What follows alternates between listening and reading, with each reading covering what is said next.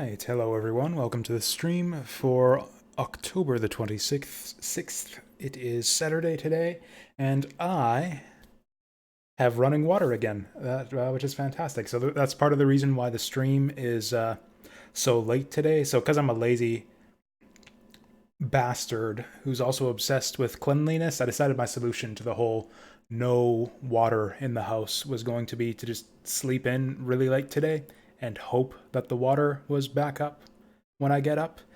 And that didn't quite work out. I ended up getting up at like 3 in the afternoon and it still wasn't back, but it's up now a couple hours later and we're ready to stream.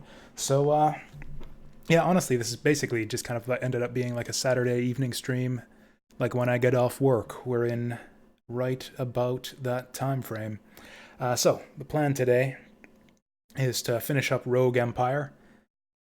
Maybe we do, maybe we don't finish it, but the plan is to finish it, and if we finish early, then I might check out some Tome 1.6, because I've been eager to get into that ever since it was released the other day. So, without any further ado, so since I've been doing basically nothing all day, I don't really have anything prepared for the stream in terms of like topics or commentary or anything, so this is going to be pretty laid back, pretty casual. Or perhaps you won't even notice the difference, who knows. For the sake of variety, I've actually made up a new playlist for this game. Again, I don't use the in-game background music because of copyright claim reasons. So instead, I've got a little dungeon crawling playlist here of a bunch of just music from some of my favorite games that involve dungeon crawling. Like so.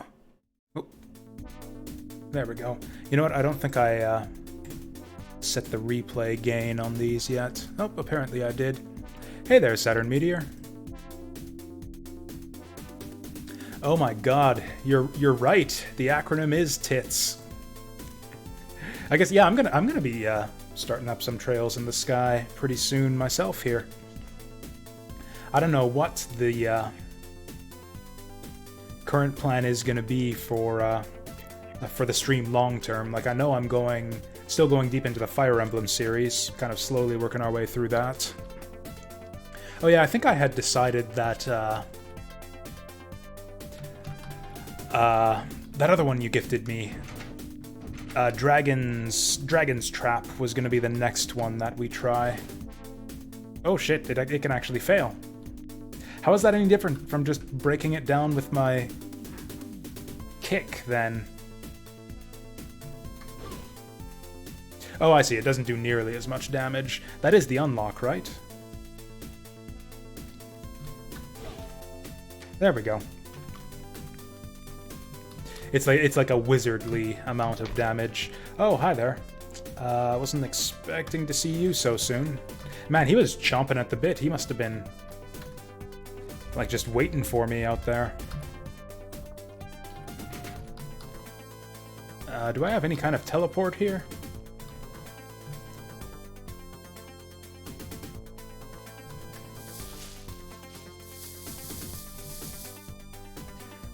I mean, yeah, that sounds like your average JRPG to me. Like, Trails in the Sky is kind of an older game, too, isn't it? Like, that's like, what, PSP era, I want to say? So, like, it's not exactly even a fully modern JRPG, either. I mean, you know, I have some tolerance for some archaic mechanisms when it comes to JRPGs. Like but it's mostly due to nostalgia. Now that I think of it, actually, like the JRPGs I do like, that are kind of slow going and have the bad parts of JRPGs in them. The reason I like them so much is mostly because of nostalgia. Huh. Having to reacquaint myself with the game here. You know what? This looks like an opportune moment for a vine wall. Oh, they got an archer there. Actually, they've got a lot of stuff there. How are we gonna handle this?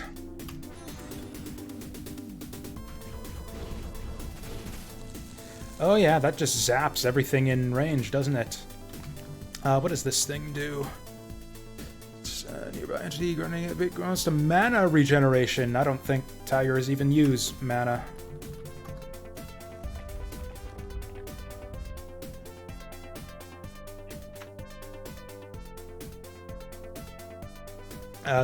Is that like the original Panzer Dragoon or the Panzer Dragoon Saga? To be honest, I don't think I'm even interested in the original Panzer Dragoon. Is this the best? Is this the best damage spell I've got? What have I got here? Average 46, 29, 31, but it's gonna light my vines on fire. Yeah, this is actually the best damage we've got right now. These tigers don't fuck around.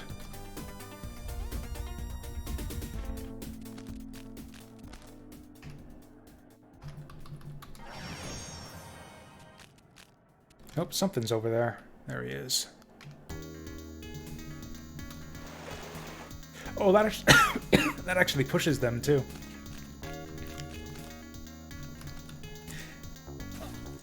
Actually, a lot of the... Oh, okay. A lot of the old JRPGs that I really like are actually games that I used to play on the PSP, but they aren't actually PSP games. I had one of those Pandora batteries for my PSP, and so I was able to emulate a ton of PS1 games on it. And so that's actually, I did a lot of that in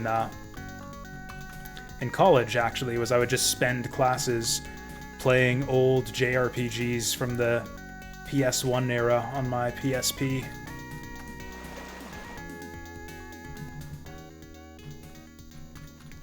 That was actually how I discovered a lot of PS1 RPGs that I had missed the first time around.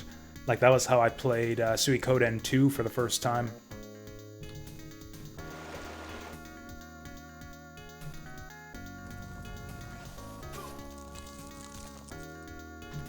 I think we've almost got this guy. Oh yeah, that's right, my regular attack only has like 3 range. Ugh, 2 range.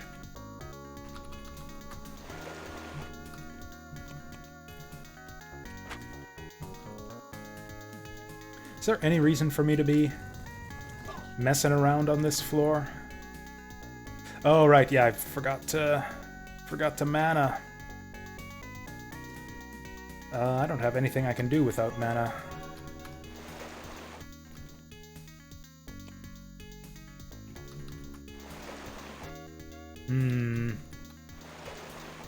Okay, we gotta rest. Damn it! You know what, let's just maybe go to the previous floor. That's not good.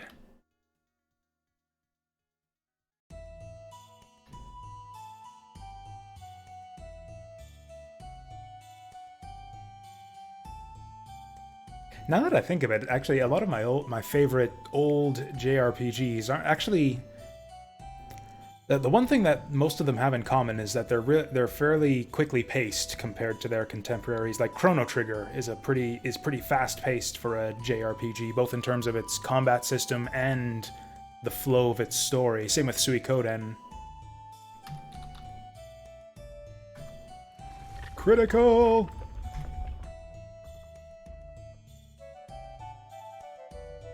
Okay. Oh, we haven't actually found the exit yet.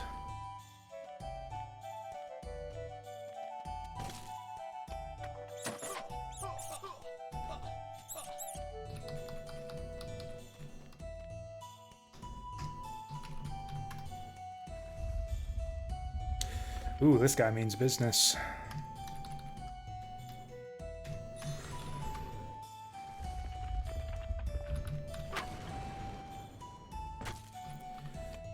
Probably want to rest up.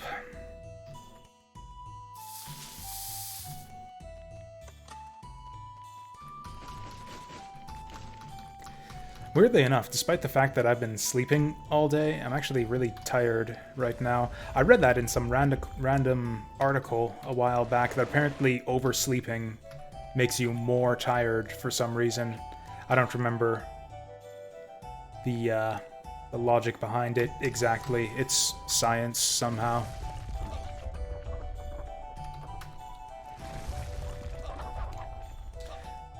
Actually, I want to, get him away from the energy pylon there. This guy's got a lot of health. Oi. Well, that's not good. Ooh, this is all really not good.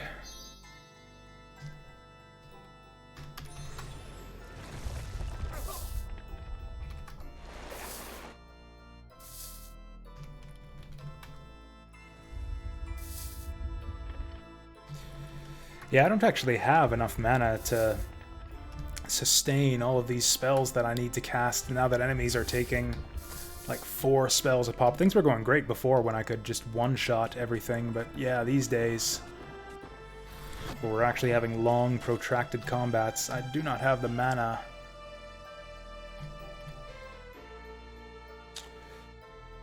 What's with these guys just coming out of nowhere?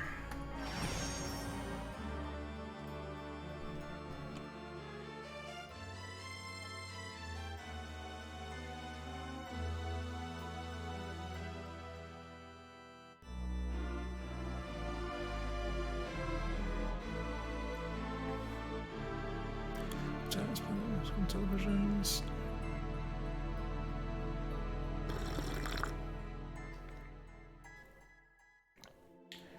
Yeah, I'm getting there myself when it comes to the TVs. Or actually, I do own a television, but I bought it back in the PS3 era. In fact, I think I bought this TV specifically so that I could have like a high-def television, or HD TV, as they call them. Specifically so that I could get a PS3. That was around the time that the Metal Gear Solid 4 bundle had come out. Yeah, he's gonna be regenerating HP. We can't have that.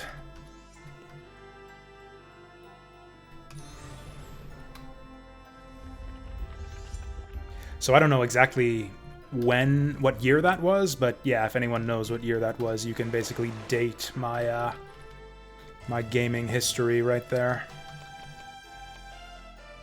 Oh, hey, we are overburdened. I guess that means it's a perfect time to summon a shop. Hopefully I'm overburdened by exactly $8,000 worth of stuff. Don't use shields. This thing's not magic. Don't care about lightness. I think I've already got better pants than that. Oh no, I don't. There we go.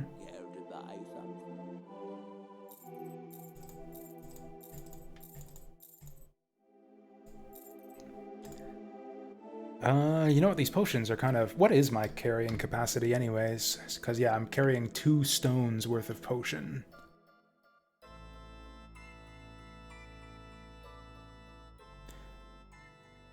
So when it says weight there, is that my capacity or how much I actually weigh? Also, apparently I'm 1.95 mountains tall. I assume that's supposed to be meters. I think the abbreviation for meters properly is just M.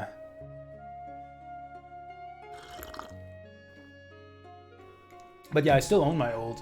Oh yeah, so whatever year that was that the Metal Gear Solid 4 bundle came out, that's the same year that I got my HD TV, and I've had it ever since. I don't actually use it for anything. Like, I still, to this day, I still only ever use this TV to play PS3 games. Like, the last time I would have turned it on would have been to play... It actually would have been to play that, that Hellboy game that I was talking about on the last stream. Or you know what, I think I loaded up Demon's Souls at, at some point since then also.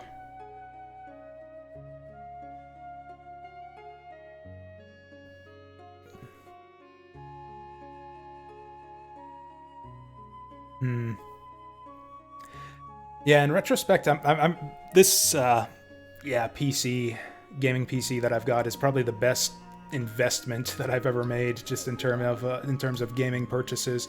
Like this HD TV wasn't half bad either. I got it between the TV and the PS3. That was like $1,500 or so.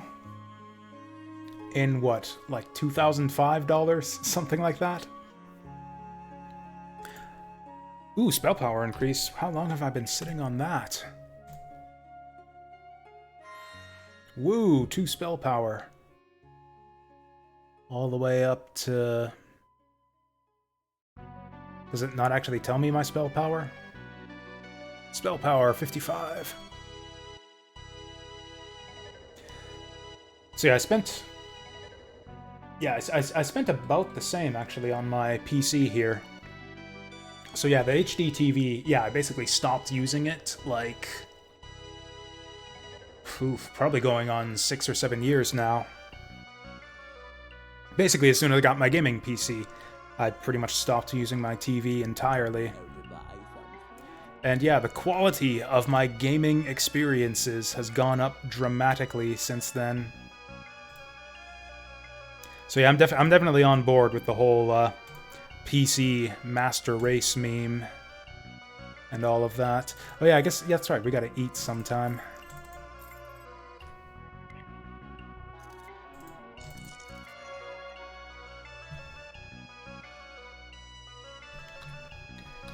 Right, I remember how this game works, and then we're looking for usable spells. Just for fun, I think I might just keep trying to jack up the strength of my Summon Beast spell. What's Fire Flare? Do we have Fire Flare? Ooh, I don't know if I want to... Yeah, we're having mana problems right now, so I don't think I want to level up my primary spells just yet.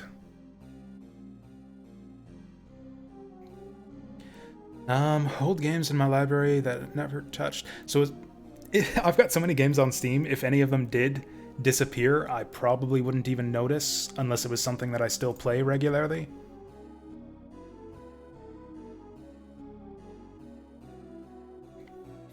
In terms of stuff that hasn't worked, there was a game that I played that didn't work, and it pissed me off because I didn't, like, I bought it and let it sit for like years, and then like 2 years later after buying it, I decided to try it, and it didn't work. I can't remember what it was. It was some kind of like first-person, like RPG dungeon crawler. It was kind of an older one, like from the 2000s, and it just would not load no matter what, and I tried to get a refund, and I was denied.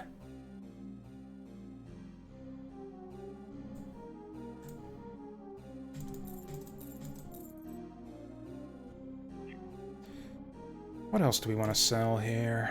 Potion of Constitution, probably.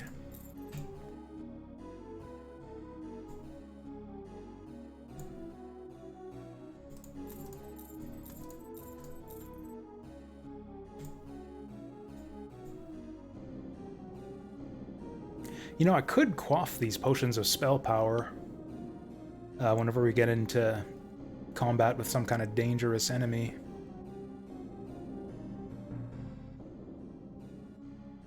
I don't know what Fire Flare is, but I'm going to take it. Okay, so we're going to learn this. Oh no, Fire Flare is the one that I use. I just talked about that. Yeah, I don't actually want that. Water Shield, I don't think we have yet. Shield sounds pretty good, actually. I might... Ooh, 3 mana. That means it's probably not very good.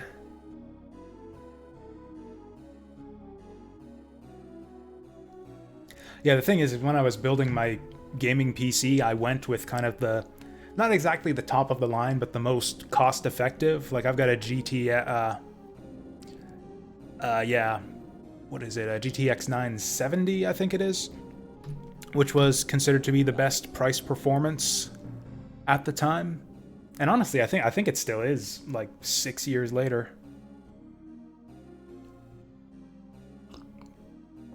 Hasn't quite been 6 years. That I can actually date my history of gaming hardware upgrades by what games released at what times. So I know that I got my PS3 at the time that MGS4 was released. I know that I got my gaming laptop so that I could play StarCraft 2. And then I got my gaming PC to play The Witcher 3. So yeah, this PC is as old as The Witcher 3.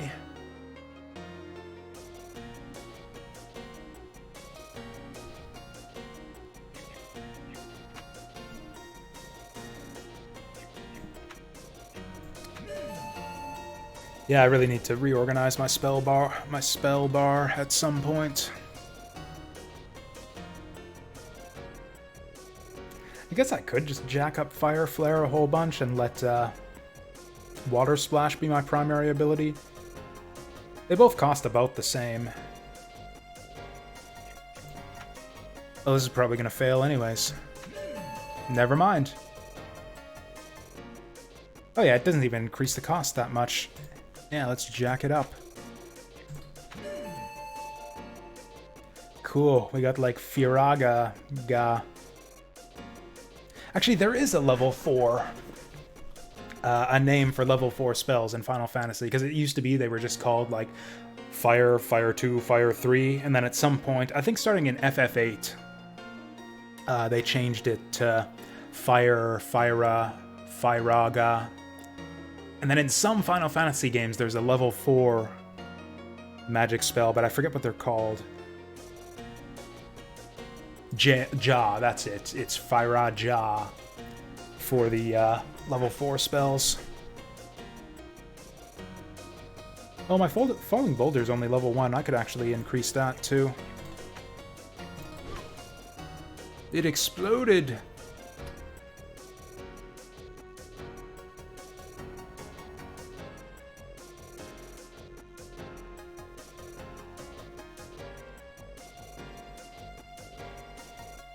Yeah, those are kind of the two. That's the most annoying thing about PC gaming is like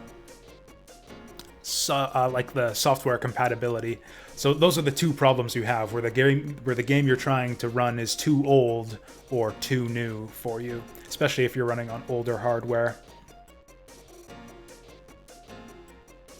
Mortal Kombat Collection, point and click, Vampire, and Angel of Darkness. Oh, you never got La Mulana 2 to work either. That's a shame. I liked that game quite a bit. Not quite as much as the first one, but it's a worthy enough sequel.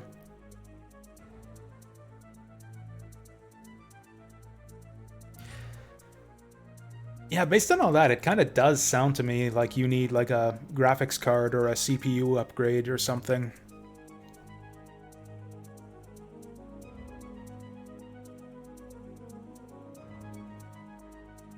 Because, yeah, most of those are, like, reasonably... In my opinion, like, as long as you get a PC that has hardware that's roughly in line with the current generation of consoles, that should be enough to open up basically any games you want to play. Like, a lot of people will tell you, oh no, you need the latest and greatest to maximize those settings and run on Ultra, because otherwise there's no point in playing on PC. But I think that at least as long as you get a PC that runs as good as modern consoles, then you can play all the modern console games on it, and that's a lot of games. Is there anything else there? Oh yeah, we were going to jack up Summon Beast too. That's a low success rate. Boo. At least nothing bad happened.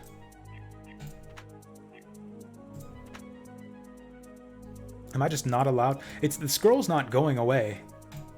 Like, can I just keep trying? Well, okay. That's what you get for pushing your luck.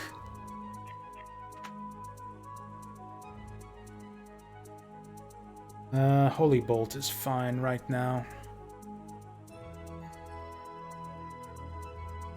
Ooh, create food. How long have I been holding on to this?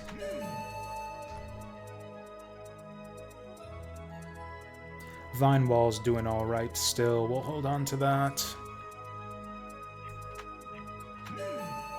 Yeah, I'm thinking I might as well just learn all these spells just to get them out of my inventory.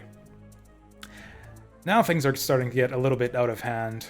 I kind of need to organize my spell bar, I think.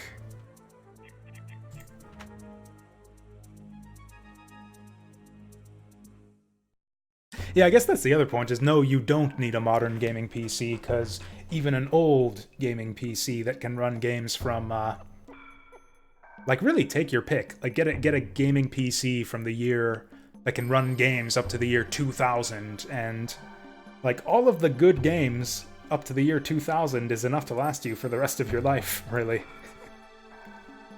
Like, as long as you don't care at all about keeping up with the latest and greatest and all that, Okay, yeah, we gotta reorganize this shit. I don't think I'm gonna use potions anymore. Although I don't know how to get them off my hotbar.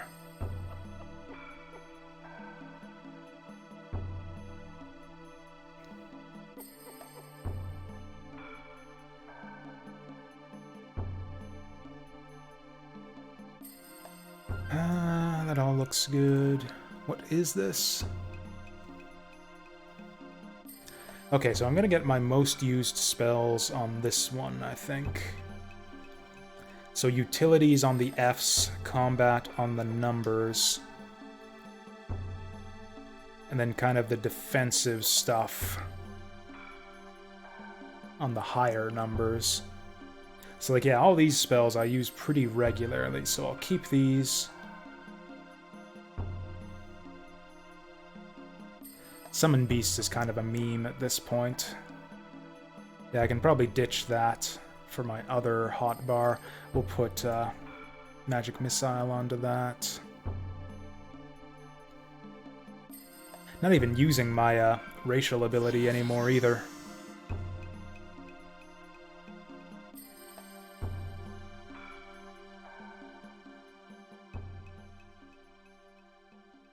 Okay, shield.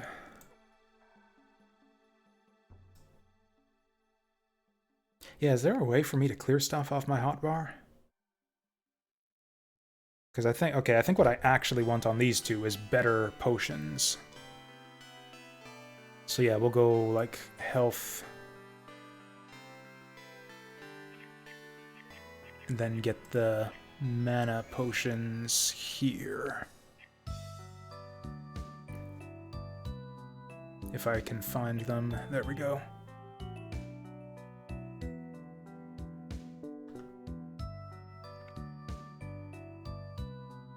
Is there anything I want to replace Flaming Bolt with? So yeah, these ones are all solid. I use all of these guys. Yeah, Flaming Bolt I could replace. Maybe Bark Skin? What does that even do? Increases armor. I don't actually know what armor does.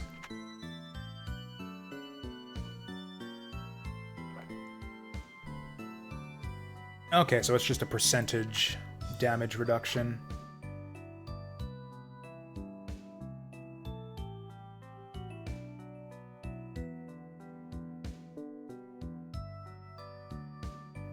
Actually, I think this might be pretty much all my spells right here.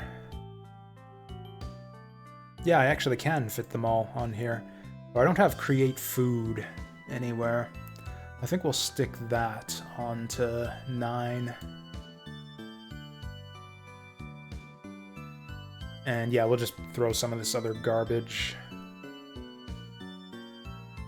Oh, you can just drag them out. Perfect. Okay, so this one I actually use. Lightning Shock. Any spell that I don't have on the other side, we're going to put down here. It's Bark Skin. I think that's it. Okay, good to go again. I still haven't found the damn exit here. Forgotten Blade! I know who you are. Thank you for the sub there, my dude. Much appreciated.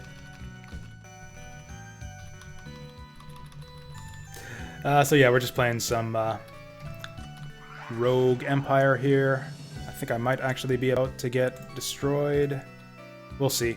Okay, I made this mistake last time.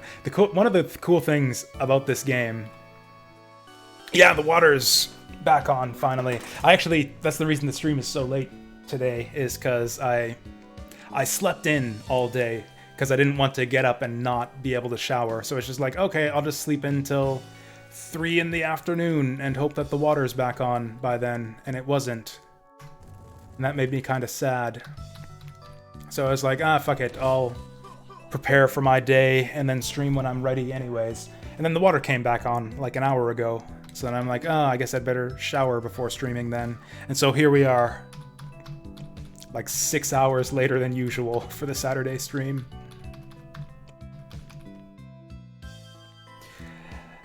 I mean, I don't give a fuck about the roads, dude. Like, yeah, I'm sure you don't either. Yeah, neither of us drives, so yeah, they can leave that. That street can just be gone forever for all I care. If given the choice between having a road in front of my building and having water, like, yeah, that's an easy decision right there.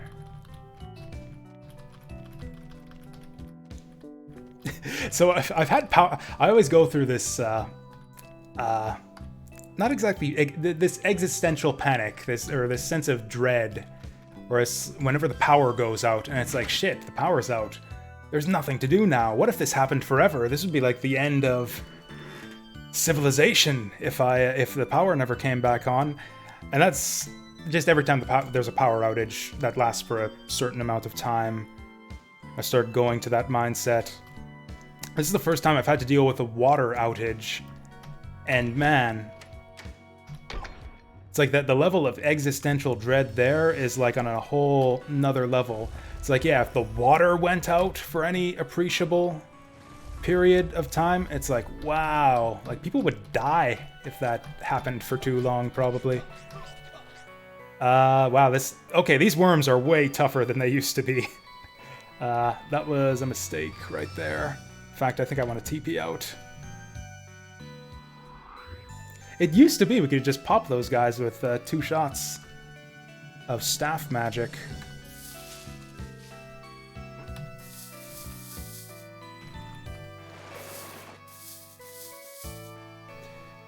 I was gonna say something about Rogue Empire. Oh yeah, so one thing that I wish there were more of in this game is the little bits of interaction between your spells and the scenery and stuff. Like, you can light things on fire and the fire will spread. And that's really cool. I wish there were more stuff like that in the game. Like, maybe something to do with, like, maybe if there were, like, pools that you could electrify, or if you could, like, freeze water, that kind of thing. I wish there were more interactions like that.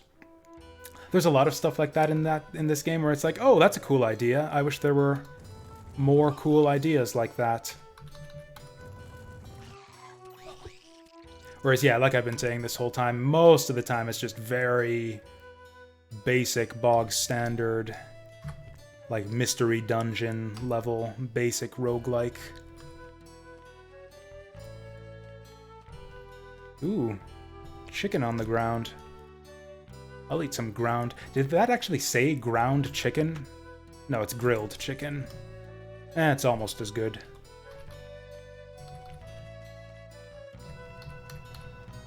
Is this a boss chamber or something? I have never seen a big open floor like this.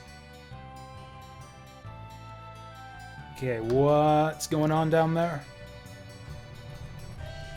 Oh, it doesn't scroll the camera with your vision icon like it does in Tome.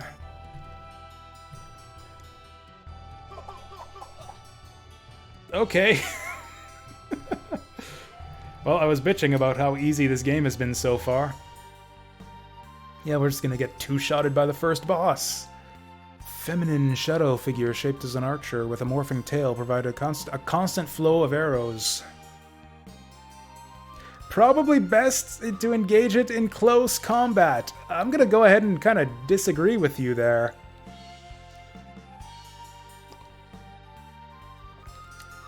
Magical net of shadowy threads.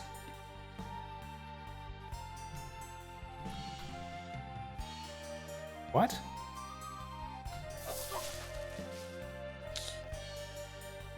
Oh boy, we're actually gonna die just immediately upon fighting the first boss, huh? You kidding me? I don't have an antidote? And because of the way the room is structured, if I random teleport, we're probably just gonna end up somewhere else within her vision.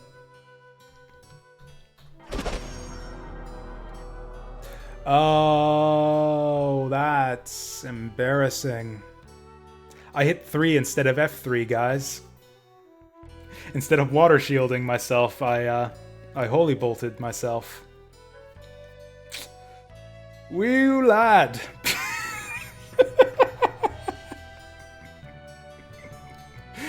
Well, I said this was gonna be the... Why? Why?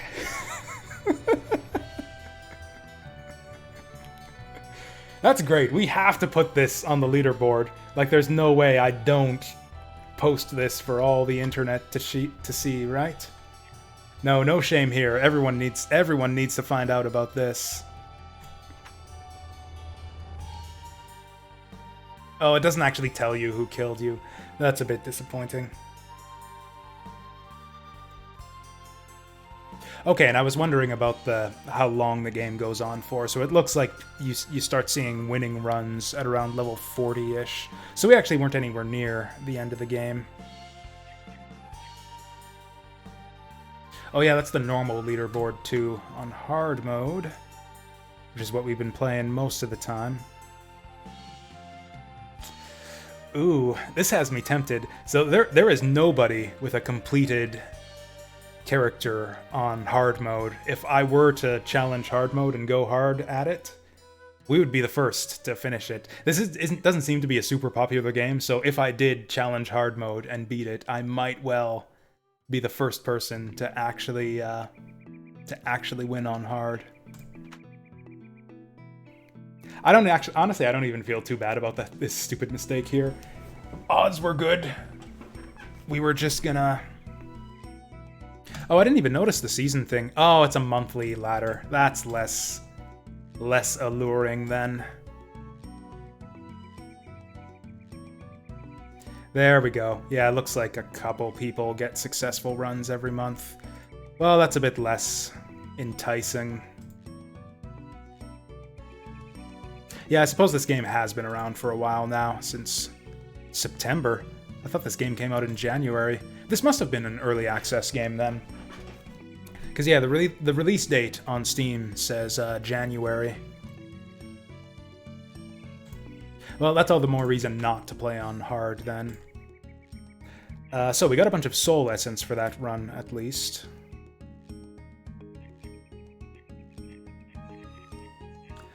So yeah, this is like the game's like persistent mechanic, where it's every time you do a run, you get a score, which is your soul essence. And then you can trade in your soul essence for permanent upgrades that carry into future runs. So far, they've been like tiny little micro upgrades. I'm not sure how these tie into the whole leaderboard aspect though. Like these people who are up at the top of the leaderboard, finishing the game on hard and all of this. Like, do they have these all filled in? Like, are those guys starting with all these extra stats and healing and hunger reduction and stuff? Do they have a leg up on me? I just don't like this mechanic at all, personally. I think a proper roguelike should be just start from scratch every time. I don't like the idea of permanent carryovers from run to run.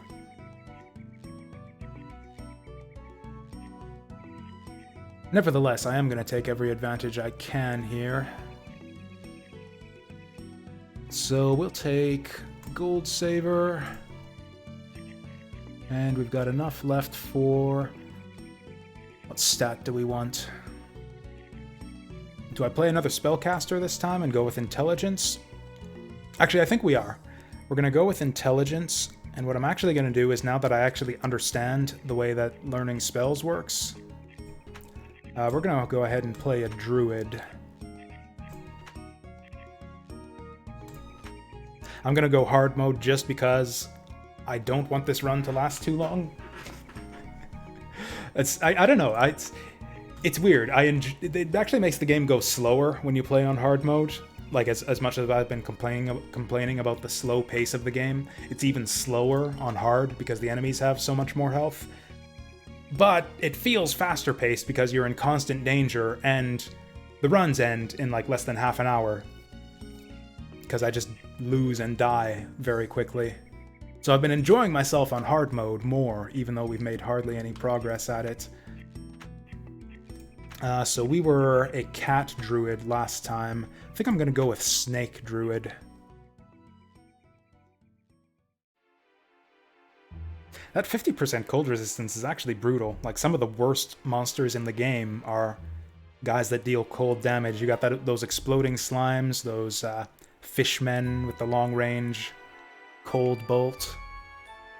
Yeah, Naga actually looked terrible to my eyes. It's like, yeah, critical effects. It's like your crit rate is like 5% at the start of the game. Yeah, this is going to be so terrible, but I'm going to do it anyways. There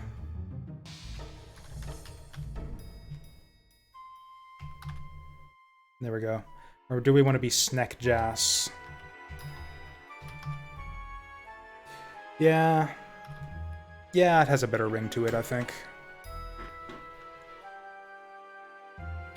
So this was when I put up the YouTube VOD for my first playthrough of this game. This was the thumbnail, so we got that that clickbait in there too.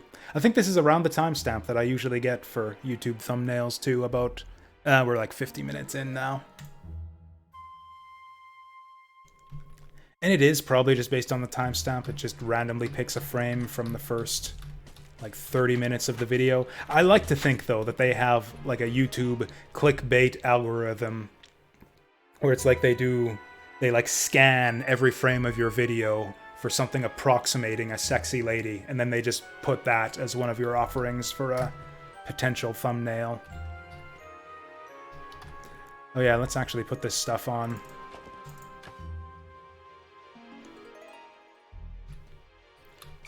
Cool, so we get to be a snake that turns into a bear this time. I don't know why, I find that concept just so amusing, that I can be an animal person that turns into other animals.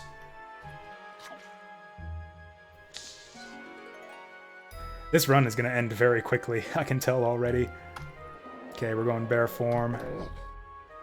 Mainly for the defense. Actually, I think I just want to stick to bear form until we level up. You are so fragile in level 1 at level 1 in this game. A lot of the basic mechanisms, like of the way combat works in Rogue Empire, seems to be lifted from D&D. Like if you look at the way my weapon stats and stuff work, yeah, it's die rolls. I'm 1d8 plus 5, which I think might actually be the stats for a trident in D&D, or it wouldn't be plus 5 for a level 1 character. But like, yeah, for example, we're like, yeah, 20-ish HP right now, and I think that just doubles once we level up.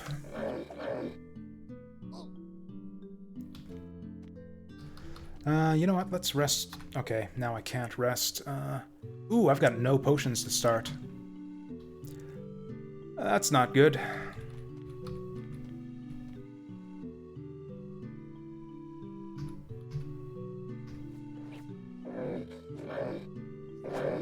Yeah, this happens sometimes on hard mode.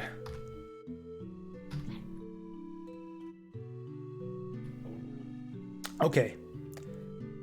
Probably gonna take a rest here.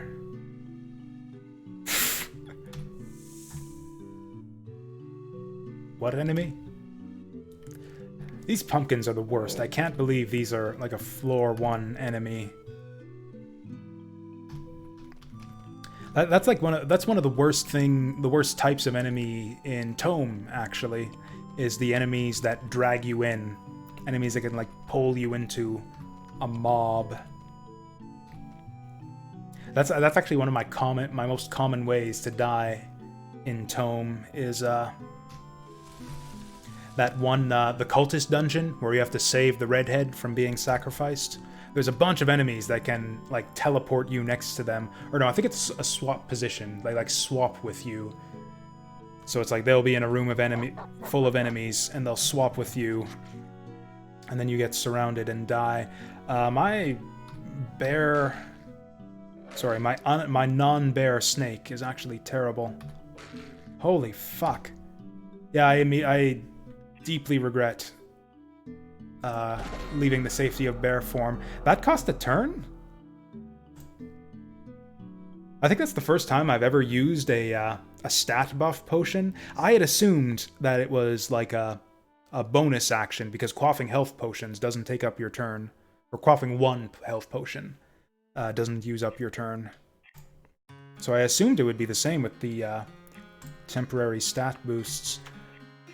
Maybe Snake Druid is too bad. No, we just need to play a little bit smarter. Do not exit bear form.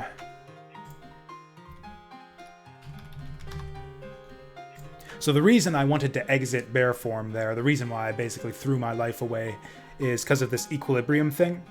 You get stat increase based on how balanced you are. The more you go in bear form, the more unbalanced you get to the right side, and then going in non-bear form balances you to the other side. If you go too far in one direction, you start taking stat penalties. Which is why, once I start getting too far over to one side, I try to switch it up. If anyone was wondering why I just suddenly decided to leave the safety of my bear form there.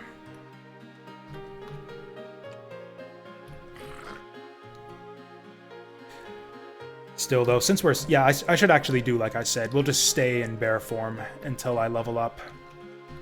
Once you hit level 2, you get a nice... decent HP pool to work with. Until then, we're quite vulnerable.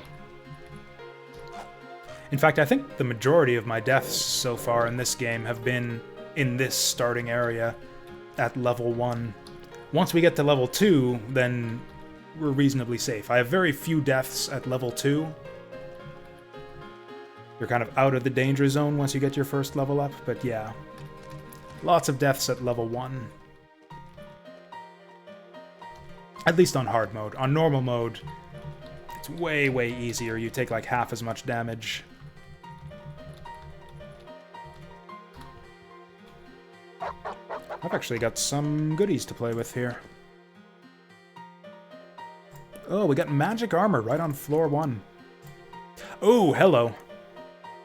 So yeah, last time I played a druid, I didn't actually know how to learn spells. I completely overlooked this button here. Oh, that's a low success rate, though. Right, so the way spellcasting works...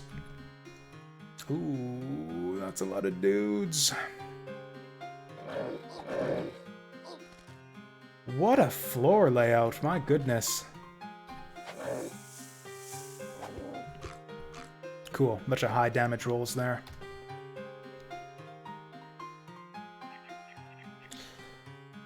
What was I saying? Okay, we're gonna rest aggressively this time.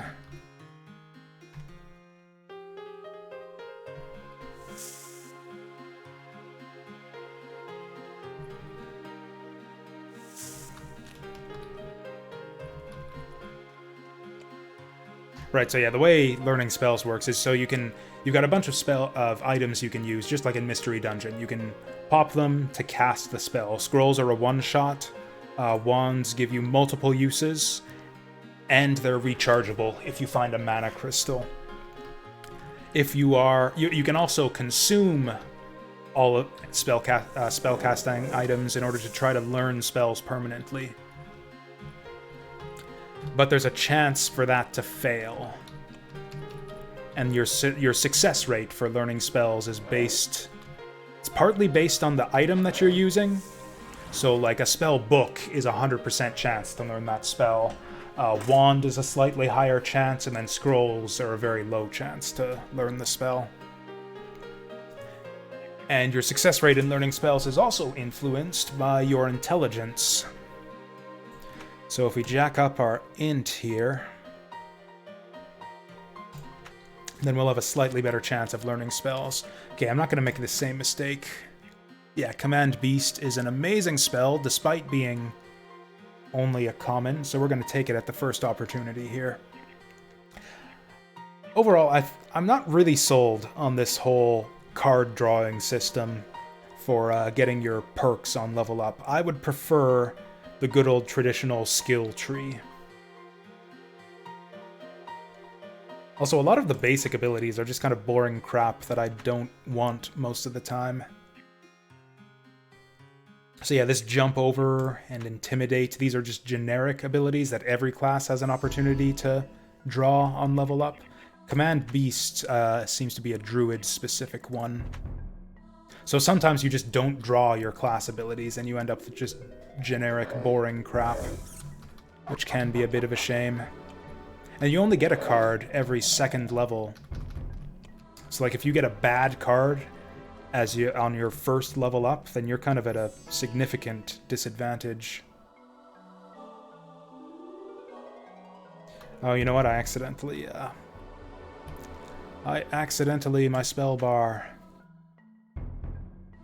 Okay, we're not going to be swapping that often, so I'll put these to F.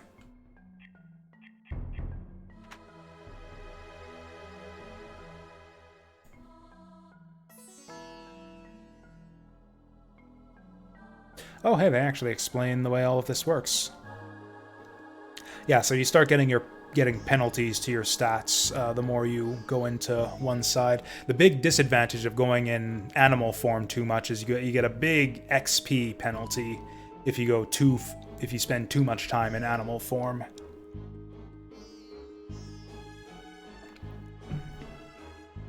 So yeah, we want to avoid that as much as possible. In fact, I've got a 80% penalty right now.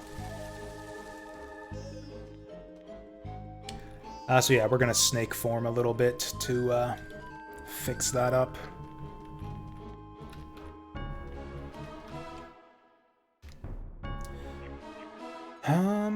So I've got Dagger Sword here. Ooh, Summon Beast. That's a very druidy spell. Still very low success rate, though. So like when I was playing the Mage, we basically had a 100% success rate, no matter what we took. Like even on a scroll, I would still get a 100% success rate to learn a spell. Whereas here, it's a lot lower. And that success rate matters quite a bit. Not only does failing to learn the spell consume the item, there's also a chance for bad things to happen. Like the scroll might explode and you take a bunch of damage, or maybe what are other things we've seen? The worst is that it like summons a portal full of monsters and you get surrounded by monsters suddenly and probably die. There's like a big list of things that it pulls from, of terrible things that can happen to you. Oh yeah, so let's actually use this. There. We make friends with Doggo now.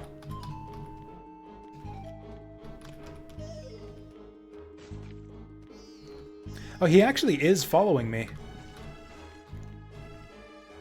So I've had problems with this spell before in the past, this animal friendship thing, where the animal would just go off and do his own thing and ignore me. That seems to have fixed itself now, though. Yep, there he goes. What's he doing? Yeah, maybe it was just a coincidence that he was following me around there. Whatever, we'll let him wander the dungeon and do whatever he wants. So yeah, being able to befriend an animal is nice and all, but the real benefit from the animal friendship spell is that, first of all, it gets the animal just out of your business. A friended animal is an animal that you don't have to fight, and you also get a big XP bonus. I think it says, it's like triple the XP value of the monster? Yeah, 3 times the experience that would have been acquired from killing it, so this actually accelerates our leveling up if I just pop this spell every time it's off cooldown. I think it might be time to go bear form and kick down some doors.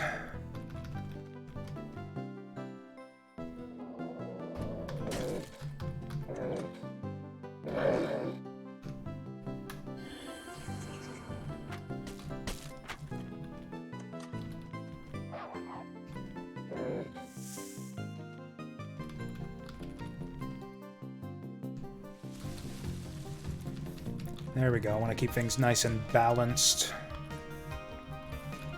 Oh yeah, the other benefit of being in... Whoops, of not being in animal form is that you heal up a bit faster, because the bear has so much more HP. It takes him a long time to heal.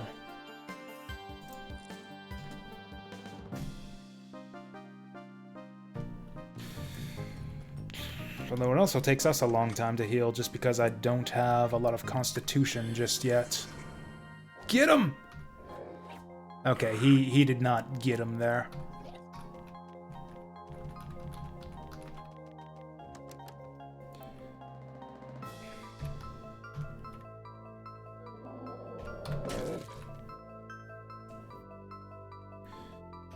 He's just gonna throw rocks at me if I approach that barricade. Yeah, we'll let him take it down for us.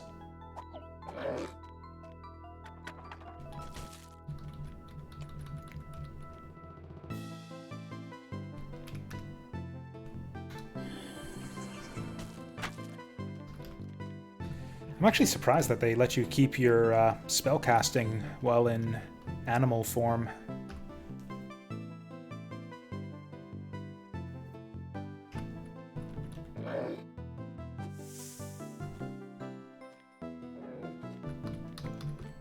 Like D&D, for example, doesn't let you cast while transformed. I think Tome doesn't either.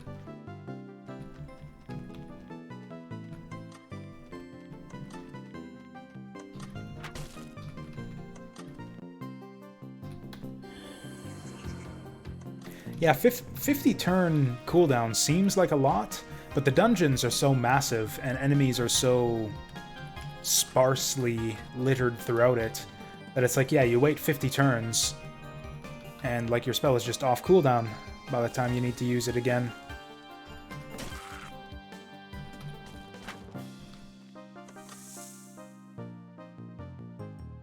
Can I have 2 snake friends?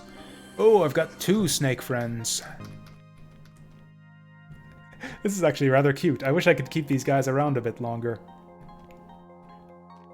That would probably the spell is probably good enough as it is. I don't think animal friendship needs to be any stronger.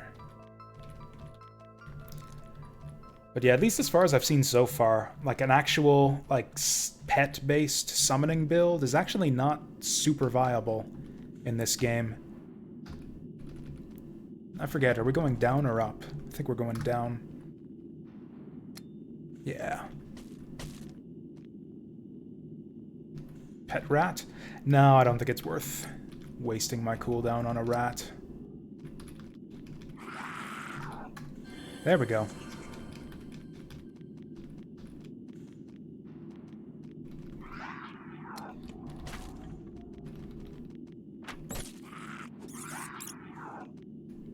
Oh yeah, so I've been thinking a bit about ways to kind of alleviate the problems I've been having with this game being too slow-paced and all. Man, I forgot just how much more quickly your hunger goes up on hard mode.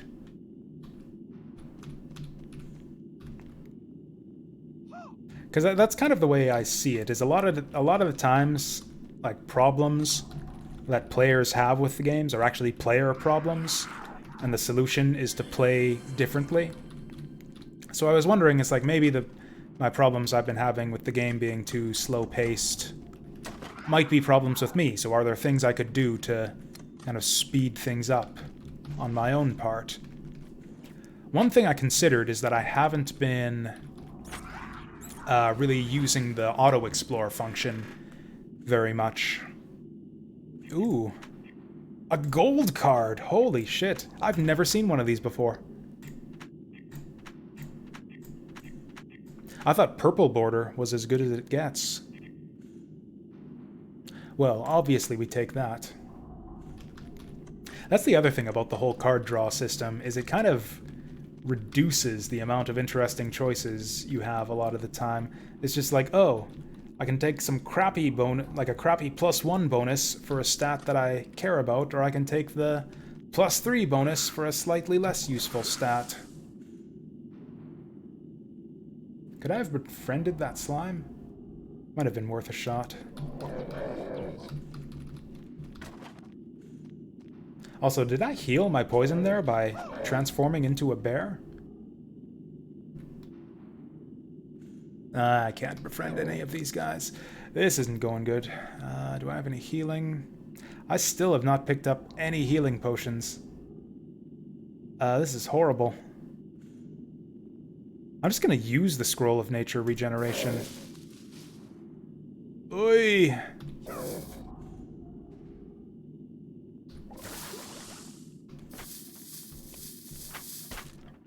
I'm spoiled by playing on normal mode earlier. I forgot just how much harder this game is on the hard mode.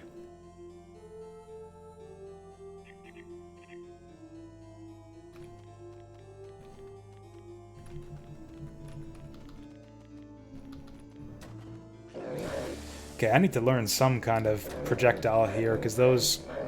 Yeah, just taking 20 damage from poison every time I encounter one of those slimes is just untenable. Actually, Summon Beasts would do it. 63%? I'll take those odds. Hey! I actually don't have enough mana to even cast it. I would have been better off keeping the wand.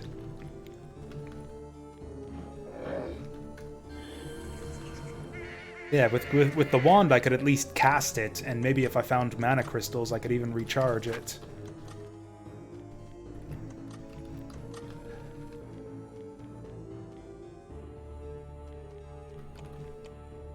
I think that's my first armband.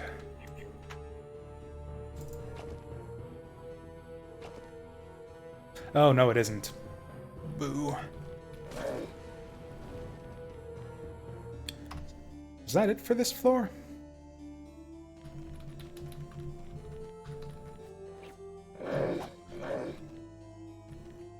Let's go human form while we rest.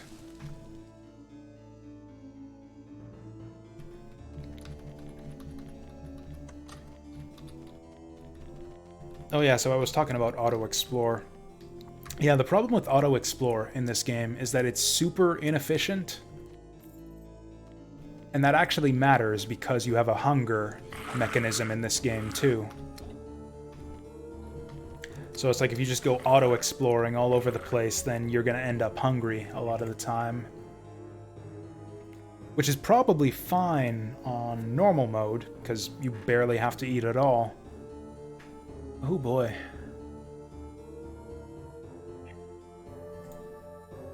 Oh, this is only learnable by mages, so yeah, we might as well just pop this right now.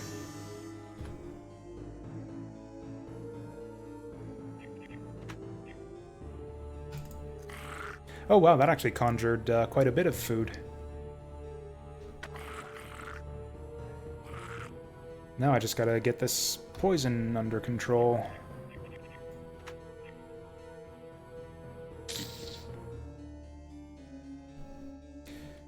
We'll wait it out.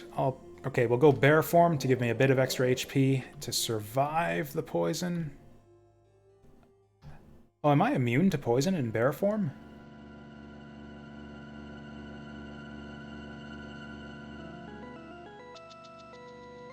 Oh, it reduces damage from all sources, so yeah, because that even includes poison damage, that's amazing. So yeah, that 1 damage tick down from the poison actually gets nullified when you're in bear form.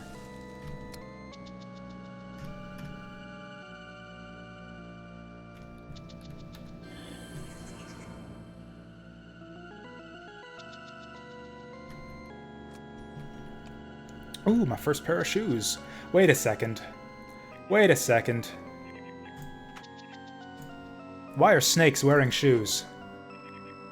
This makes no sense.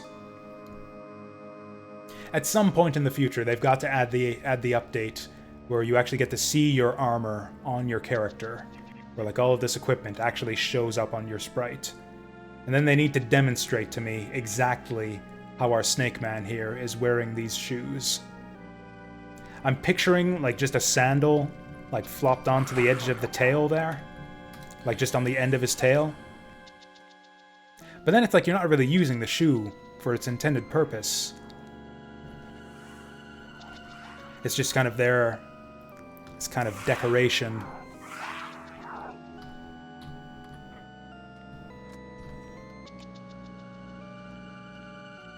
Unless maybe instead of slithering around, it's like a Goomba shoe in Mario. So he like puts it onto the end of his tail, and then he starts hopping around on it. That could work.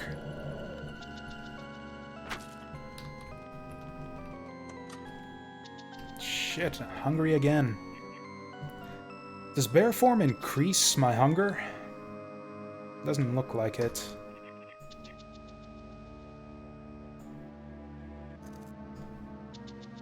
Okay, we're gonna have to clear this dungeon in a hurry. I'm running out of food.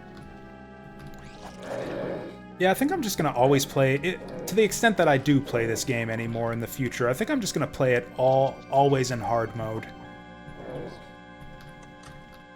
Like, it makes it a bit more slow-paced, and it makes it so that the runs don't last very long, but just the basic gameplay is so much more interesting when you actually have to worry about starvation, and where the enemy encounters are actually really threatening.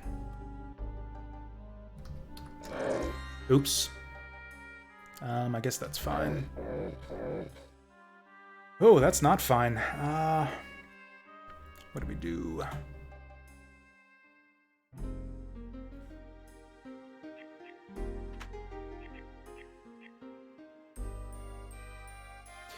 Yeah, that's true. I actually find that with when I play Tome as well, the notion of good habits. Because when I play Tales of Maj'Eyal on roguelike difficulty. So yeah, the standard setting in Tome is you get multiple lives and you earn more as you level up. I prefer to play it in true roguelike mode, though, where you only get one life. And yeah, as a result of that, yeah, it completely changes the way that you approach the game. You can't be quite as reckless about picking fights. I'm just gonna pop this to make sure that the poison doesn't kill me. Oh, of course, it goes away right then.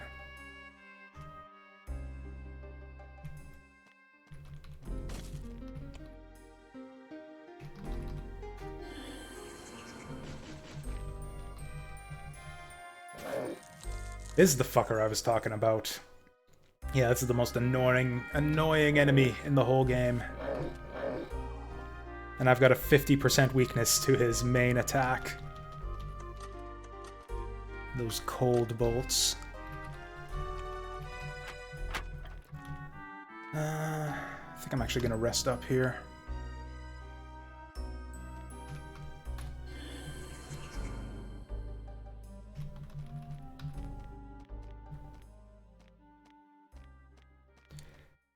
Yeah, they're following me again. Is this just a coincidence or what? I'm actually gonna let them go for this one first. Those skeleton archers are actually bad news.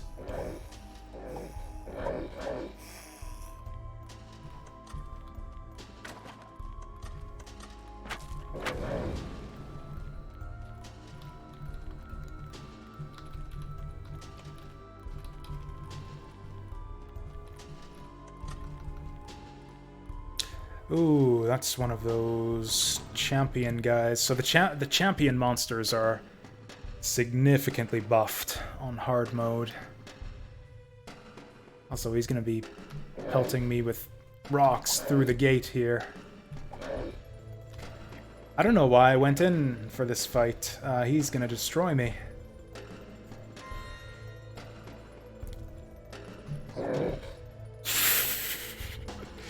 Yeah, I don't have any healing.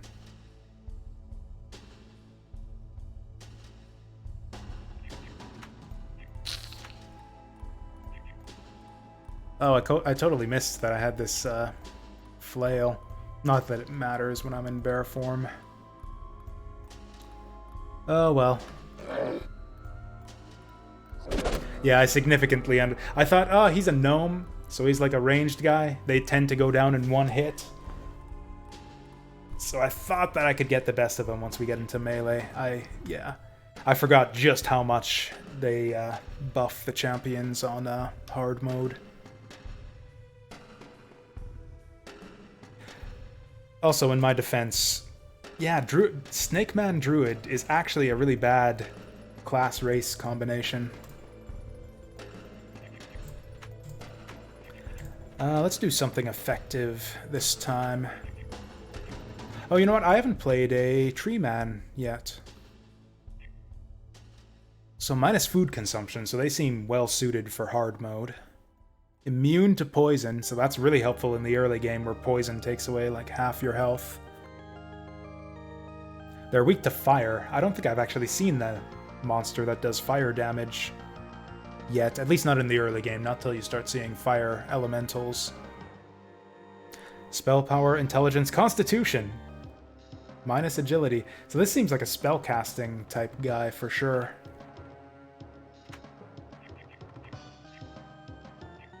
There's only 2 real spell casting classes in the game right now.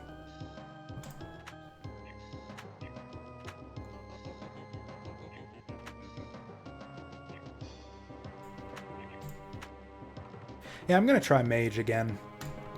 Our last hard mode run on Mage didn't exactly work.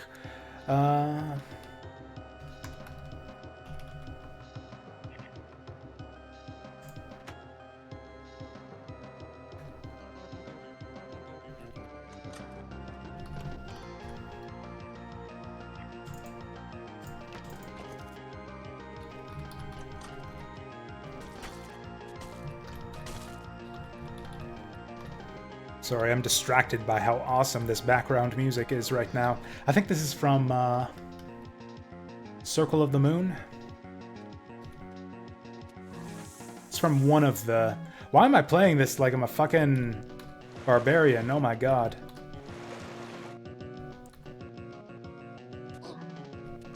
Okay, we barely survived that. Yeah, that was stupid. What am I doing? So... Even apart from me playing stupidly, Mage is actually really difficult for the first couple levels, even more so than a regular character, because you don't have enough mana to actually deal with large groups of enemies. So I need to get these guys lined up if I can. Yeah, that's the thing. If the enemies get you and you don't... Yeah, they just don't seem to want to line up. There we go, this might work. Nope. Whatever. So ideally you abuse the piercing property of your water splash to hit multiple enemies in a row. But yeah, if you have to fight, and that was just luck there, I just got high damage rolls. Let me one-shot those guys. If you end up against 2 enemies and you don't have enough mana to take them out, you're kind of fucked.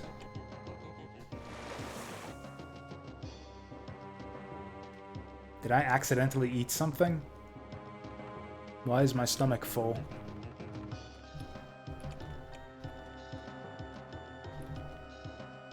What does the message log say? Oh, I'm not light-weighted anymore. I don't even know what the benefit from light-weighted is.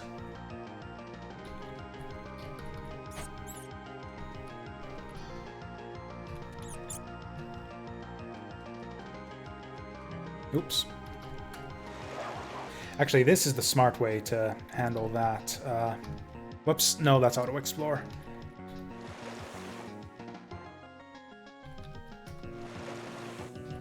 Yeah, the smart way to avoid getting surprised by enemies is to use speedy movement, and then it'll interrupt you.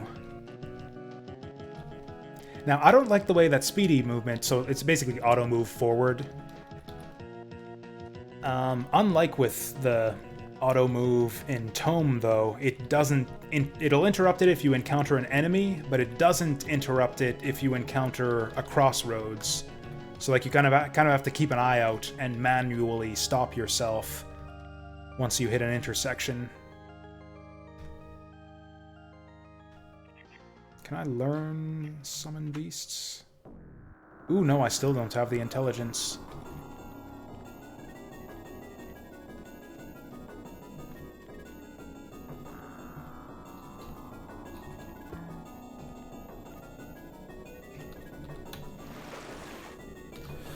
Oh boy. Almost got that level up.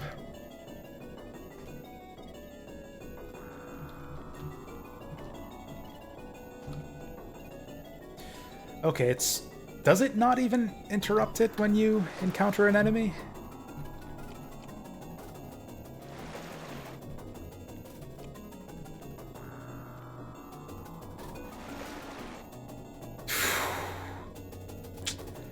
So this ain't good.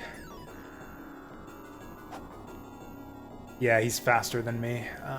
Oh, and he's got a Snake Man buddy, too. What am I gonna do about this? Yeah, I think it's time for a mana potion.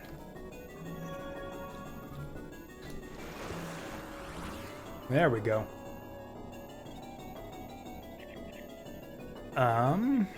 So I want intelligence so that I can learn spells reliably.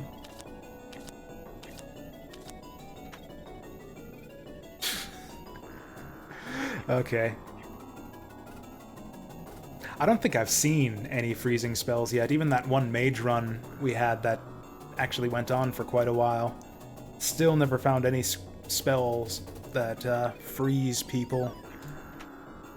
6 intelligence, on the other hand. Now that's going to let us learn all sorts of useful stuff.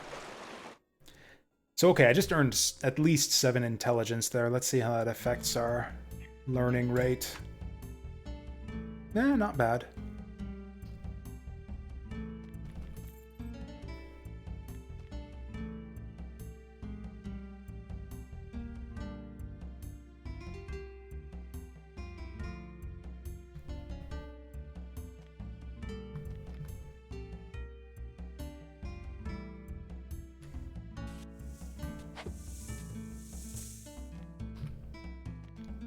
Oh yeah, you see how my mana basically doubled after that level up too, so we're, yeah.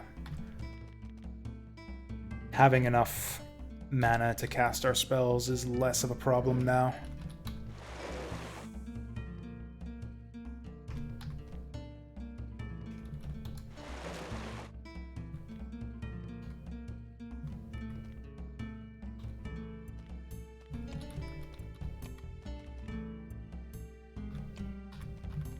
Ooh, wait, leather pants? I like leather pants. Ooh, look at that. Man, these are the best leather pants I've ever seen. 5 intelligent, 5 armor points. Like, either of those is... If I just had the 5 intelligence or just the 5 armor points, that would still be the best pants I'd ever seen. These are my happy pants right here. I got a good feeling about this run. Just everything's coming up Millhouse for once.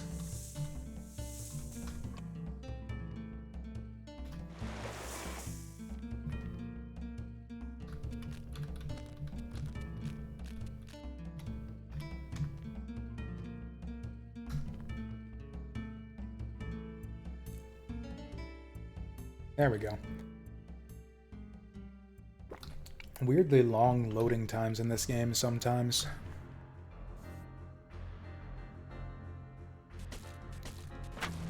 So we've kind of got a run going here, so I think this will be, win or lose, I think this will be our last one for the night, and then once I die on this guy, we'll change it up and check out some Tome 1.6.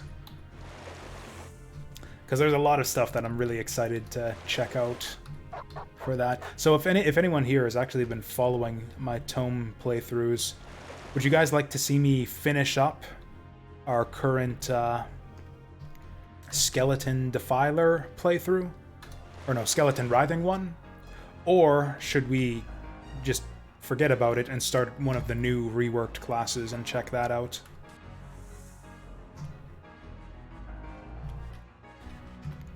Right now I'm leaning towards just forget about Writhing 1 Skeleton for now and just try out one of the new classes. Because or not new classes, but the reworked classes. Because apparently they significantly reworked a lot of the weaker classes in the game. I think Cursed is one of the ones that they rebalanced, which has me pretty excited, because I was a big Cursed fan already. That was one of my favorite classes to play as. I like the gloomy aura. And generally reworked means like significantly buffed. Like every class I've played before that was reworked, like after they reworked the Archer and I think Rogue got a rework a while back as well. Reworked generally tends to tends to mean massively buffed. Like, yeah, the archer used to be one of the weaker classes in the game, I think, and now it's, like, insane. Probably one of the best.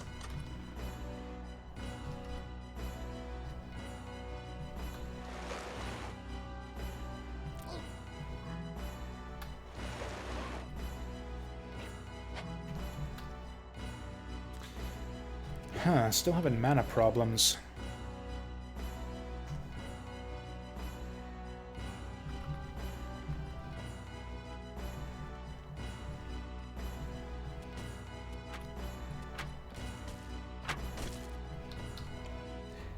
You know, I think I think Tree Man is just the best mage by far in this game. The extra constitution helps out a ton. Like, yeah, if I were playing any other race right now, I probably would have died.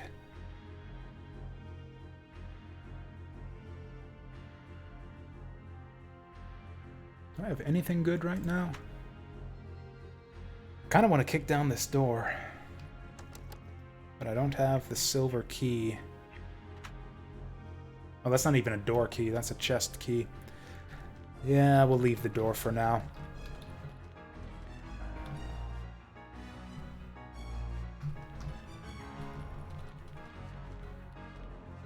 Oh yeah, that's another weird thing, is whenever you interrupt your auto move, it treats it like a rest for some reason. There must be some kind of connection between the auto move code and the rest code. But yeah, if I interrupt an auto move, it's like, oh, you don't need to rest anymore. When really what it should be saying is you've interrupted your auto move.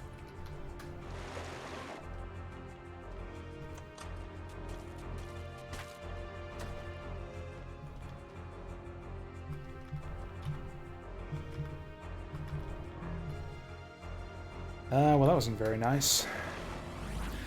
Ooh, I think we get a card this time. No, this is level 3. Oh, none of these is any good at all. I am kind of hurting for mana right now. Long term, I think spell power is better. The thing with mana is that you get tons of it every time you level up. So in the long run, the +2 mana doesn't do much for you.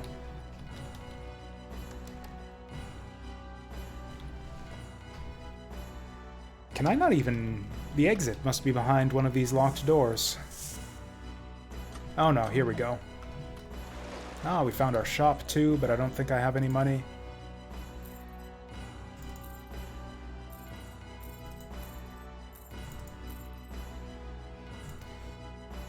And we've got a fair bit of money.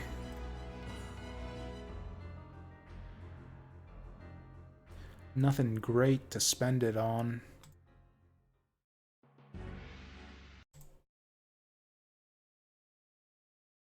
Music? What happened to the music? There we go.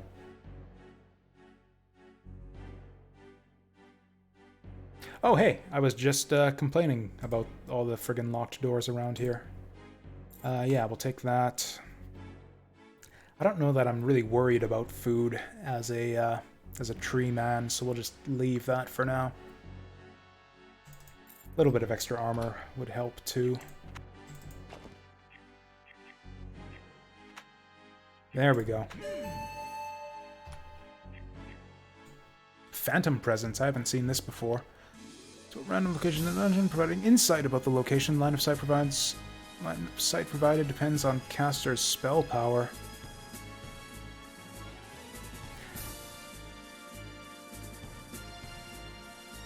I don't know what they mean by line of sight provided here. Anyways, random teleport is amazing, so I'm going to try to learn it. Ah!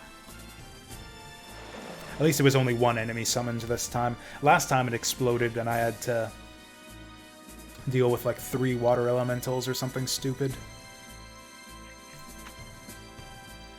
This is a reasonable success rate on summon beasts too. There we go.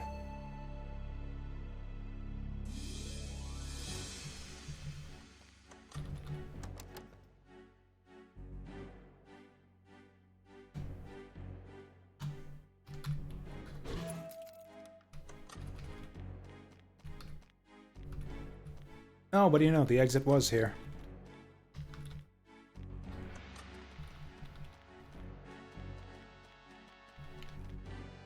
I'm not sure if I like that, the way that an exit can be behind a locked door. Like, technically, it's never permanently barred from you, because you can always just kick down a door. The problem is it's not always necessarily a viable option. Because, yeah, if you're a spellcaster... you know, I think I'm just going to discard that rotten apple. Yeah, if you're a spellcaster, then it's basically usually too risky to kick down a locked door.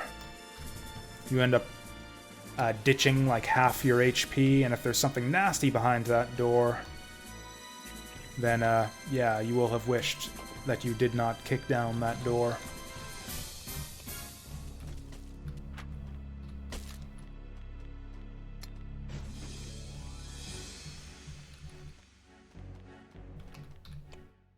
Ooh, that's a good find.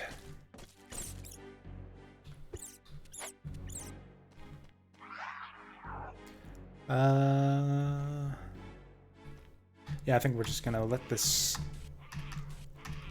Yeah, leave him behind the barricade there.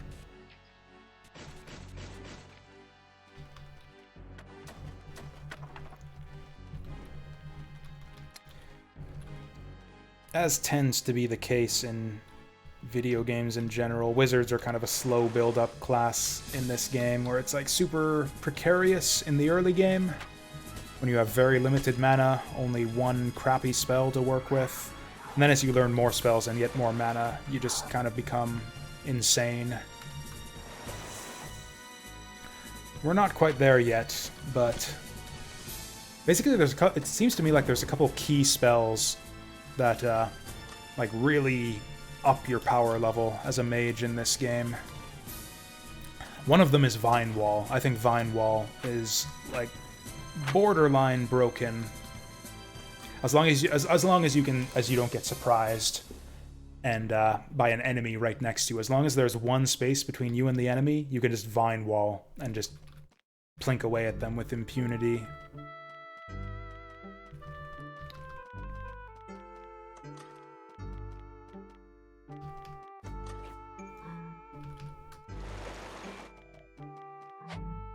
Oops. Oh yeah, that's right, I'm immune to poison.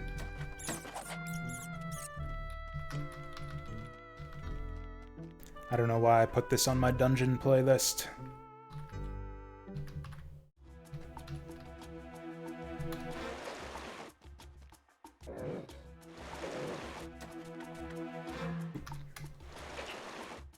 Okay, this is one thing that I really don't like, is the way that the game lets you rest if there's a monster next to you, because sometimes I accidentally hit R when I want to hit like 4 or something.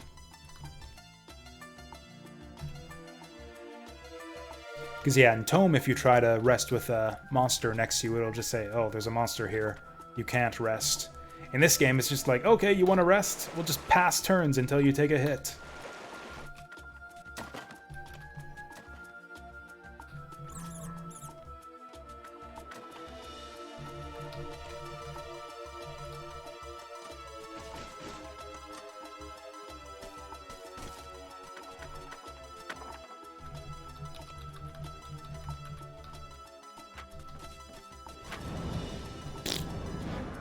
Oh wow, this fire is not going out.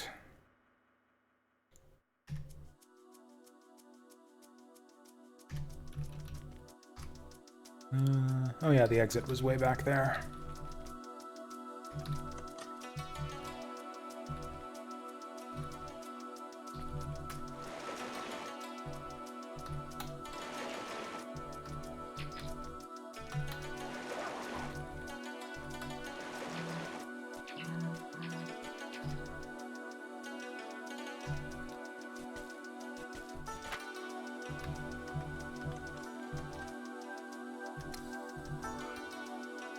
Oh, that must be a teleporty trap. Let's just get out of here.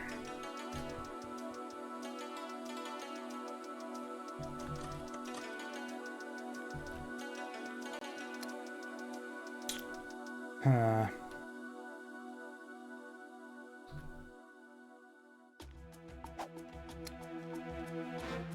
There we go, that's more like it. Dodged my spell. I don't think I've ever seen an enemy dodge a spell before.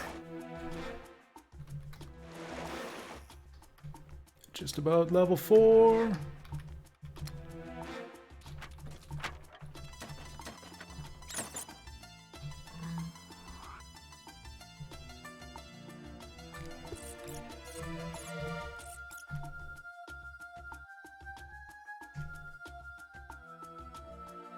Okay, now it's saying that I can't rest because there's nearby enemies, but I don't see any nearby enemies.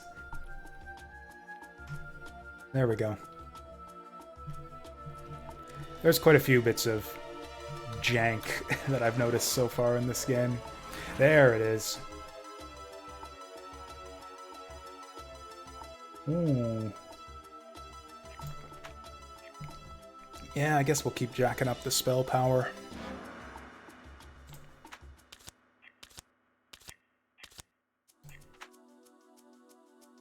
This is a bit deceptive, so it increases your current like crit percent by 50%. So like if you're at 10%, you'll go up to 15%. It doesn't give you a 50% critical chance. It's like multiplicative, not additive. So we'll take the spell power.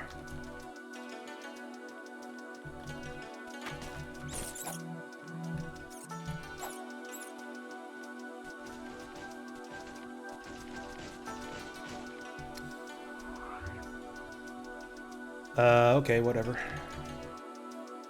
Actually, yeah, let's check out what's over this way.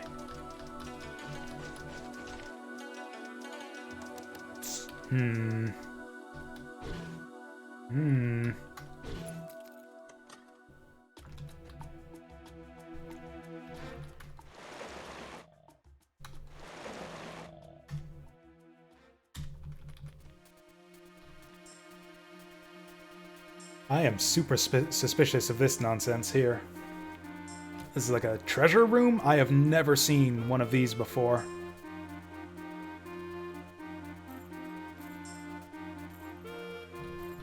I mean, okay, free money. I'll take it.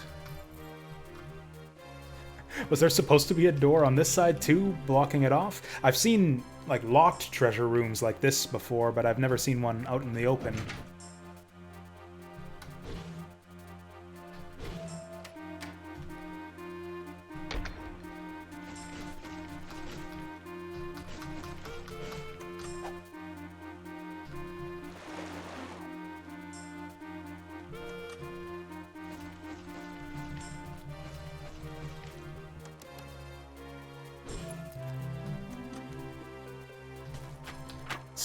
It's so handy to be able to just unlock doors whenever you want. Took me a long time to find the unlock spell last time we did a wizard run.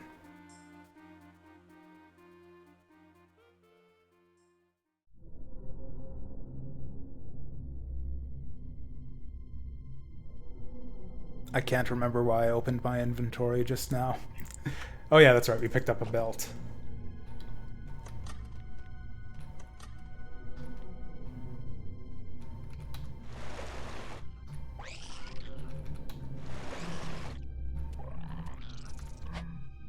Wow, that thing exploded into a lot of mini slimes.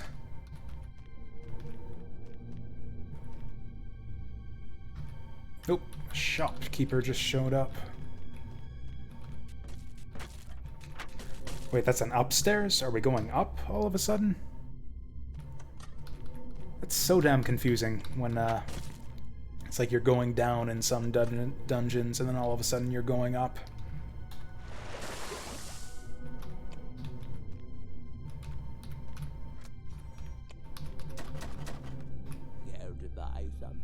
Okay, I'm gonna equip this nonsense first. Poison resistance. Holy Bolt is a good find.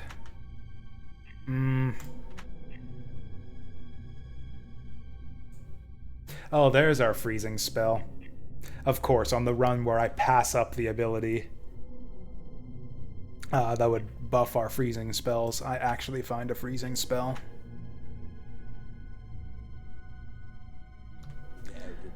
Before we do any of that, let's see what he has for sale. Holy Bolt. Okay. Teleport random. Those are both really good. Thankfully, okay, so the good thing about Body Mutation, it's actually a crappy item. It's like, yeah, plus 1d3 of one stat and minus 1d2 of another. If you could pick the two stats, that would be decent, but because it's random, you can just end up screwing yourself. For some reason, the shopkeepers value them very highly, though, so you can sell them to make a mint. And with that, we've got enough for both these guys. Oh, Vine Wall! Flaming Bolt isn't half bad either. Cool, so now we've got all the awesome spells. And magic gloves, too. This is like, what's the opposite of when it rains, it pours? Oh yeah, I had good magic gloves already. These are even better. Or it's like when you get good stuff, you get feast or famine. That works. Yeah, we are feasting right now. Just more and more good things falling upon us.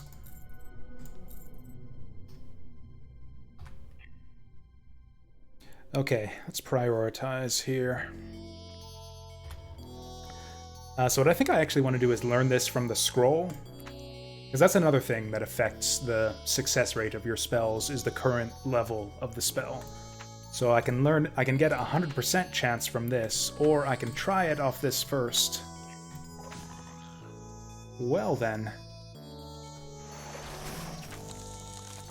That's fine.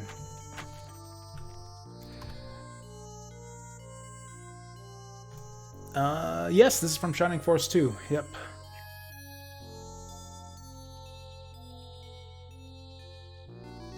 It seemed like, I remember when we played Shining Force 2 earlier this year, this music stood out to me as being not at all appropriate for a tactical battle, but I think it works really well as like a dungeon crawling music. So anyways, what would have happened there is I could have used the scroll to learn Holy Bolt, and then use the book to upgrade it to level 2. But since we failed the first time, we just get level 1. Definitely want Vine Wall. Yes! Flaming Bolt is just kind of an upgrade on Water Bolt. So, yep. Freezes guys, huh? This could actually be good for getting melee guys off our backs, like if we need to create some distance. Oh, we got all the spells now. Oh, I didn't even consider this, so one thing you could do is use a potion of intelligence before you're about to learn spells. And yeah, the intelligence buff would increase your success rate for learning. I did not consider that. Speaking of which, we can sell some of our useless potions. Basically just strength. Oh yeah, this key is useless now too, since... Oh no, that's a chest key. Door keys are useless to us now, since we can unlock using magic. Oof. That was a low roll on the Holy Bolt. Holy Bolt usually just one-shots undead. It does, like, triple damage. Let's decide how we want to arrange this. Oh, it's Flaming Bolt, not, what is it? There's like a Burning Hands type spell that shoots everything in a line. This is not that spell.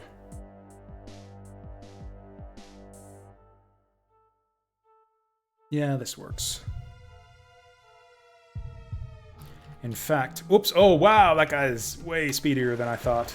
Okay, what I was gonna do is I was gonna retreat to this hallway and block it off with the Vine Wall. But yeah, that guy had like double movement on me. Hello. I'm getting really low rolls with these Holy Bolts. Oops.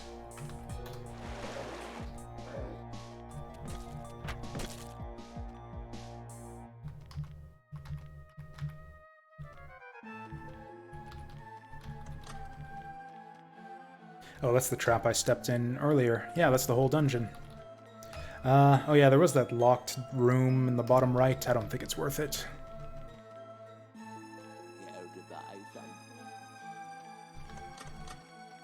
Then again, we don't really have to worry about hunger. So actually, oh, it wasn't even a door, it was a barricade. Oops. Okay, let's try this. Cool, so now we can... That, yeah, works exactly as intended. We can use this to create some distance. That was a big hit. Okay, let's play some Tome.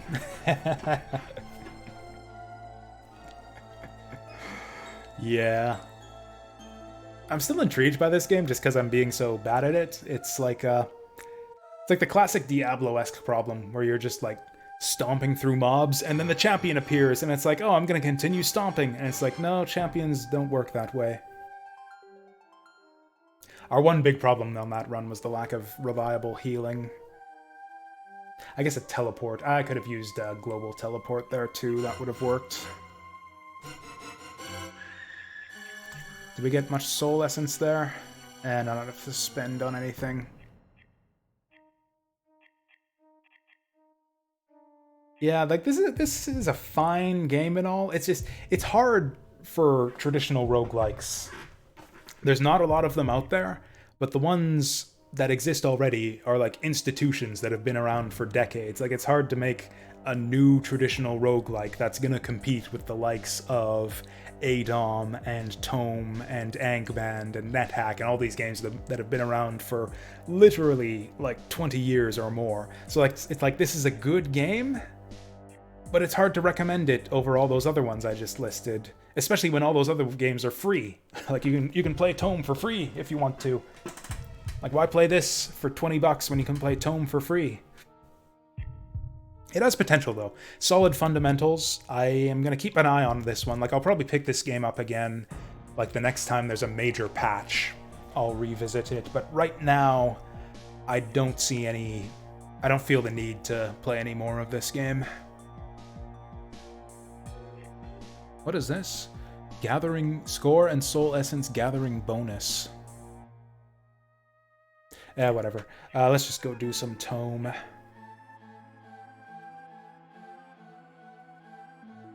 Oh yeah, before we do that, okay, there's a couple things we're going to do before that. First up, I'm going to go on a coffee break. And the second thing I'm going to do is I actually want to check out the patch notes. I guess you guys can treat this, if you don't care about patch notes, you can treat this as like an extended break and like go out for snacks, grab a coffee, take a nap, whatever. I'm going to spend like 5-10 minutes before we switch over to Tome. Going over the patch notes just to see which class, just to confirm for myself which classes are going to be worth checking out and what to look out for on this playthrough. There we go. So this is my web browser. So the problem I have with the patch notes in this game is they're never organized. Like this is just a mess of stuff.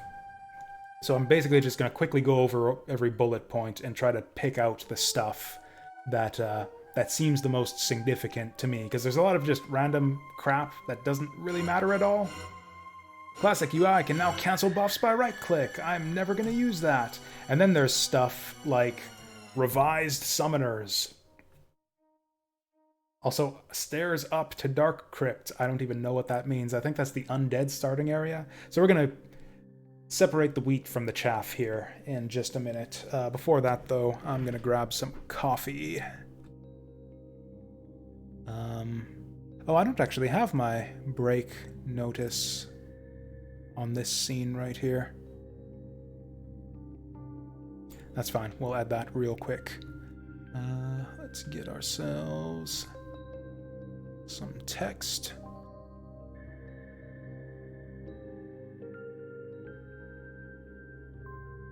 That's the wrong message.